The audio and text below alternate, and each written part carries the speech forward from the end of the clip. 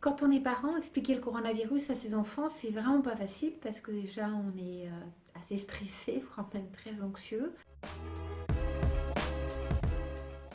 On a des informations plus ou moins complètes données par les autorités.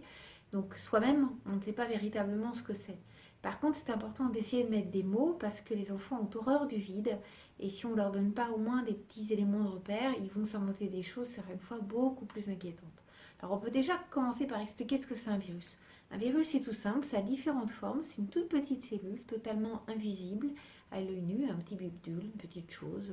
On adapte le vocabulaire à l'âge de son enfant. Et le coronavirus, il ressemble au schéma qui est proposé par le ministère, qui est très simple. Un grand rond avec des traits et à l'extrémité de ses antennes, des petits ronds comme des petites attaches qui lui permettent, lorsqu'il rentre en contact avec une autre cellule, de se multiplier.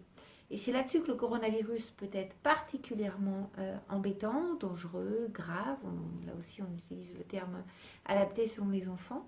Parce que si la cellule s'attache sur une autre cellule, elle va se multiplier. Et en se multipliant, elle peut devenir dangereuse. Et le coronavirus, on donne le nom, c'est vraiment important, est un virus qui peut être dangereux pour les personnes surtout très âgées et particulièrement malades. Donc une fois qu'on a expliqué le virus, une fois que l'enfant se représente un petit peu ce que c'est, parce que comme c'est invisible, c'est compliqué de se le représenter, donc on peut le dessiner, on peut le colorier, on peut déchirer le papier, on peut faire plein de choses pour s'accaparer la situation et puis être passif.